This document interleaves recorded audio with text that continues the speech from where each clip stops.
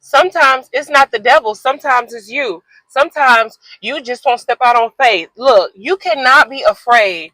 You cannot be afraid. You cannot be afraid of divorce more than you are of having a healthy, happy marriage. Your fear or your desire or your fear of failing at whatever it is cannot be greater than your thrive to want to create new generational cycles. And I have the DNA of Christ now. My DNA is the same. Life is in the blood. I have the blood of Jesus Christ running through my veins. So anything that's not of God is there illegally.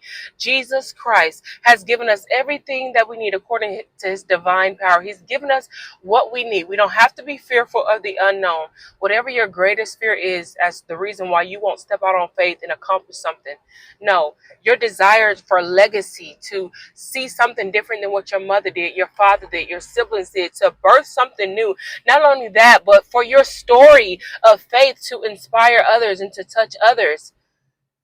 It's got to be greater legacy. What is your legacy in the earth? When you stand before God, will he stand before you and say, well done, my good and faithful servant? Or did you allow fear to rob you of moments? Did you allow fear to rob you of destiny opportunities?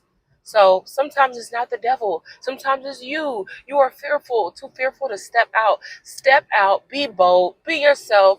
Don't live in fear. I am not letting the devil, the enemy, rob me of divine moments, connections, opportunities because of fear. I have to be strong. I may not know what the unknown brings. I know there's a fear of the unknown. I get it. But when God has given us a mandate, when God has given us a charge, when God has given us direction, when God has spoken to us, we've got to step out on faith and we got to move. And I know it's easier said than done. And we don't want to jump outside the timing of God. But sometimes we use that as an excuse to never do it because we're afraid. Sometimes we use the timing of God as an excuse to sit there and just be sedimentary. No, I'm not going to stay there. I'm not going to stay stuck. I got to move.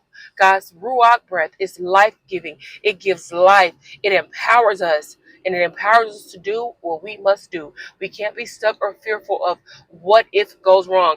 What if this happens? What if that happens? I don't care. I'm moving in faith. God would not show you the vision if you weren't able to get it. He would not show you a prosperous future if it were not so. He does not lie to us. He does not tell lies. So stop lying, saying you're waiting on the time of God when you're really afraid. Get out of your fear. Move in faith. When God says move, move.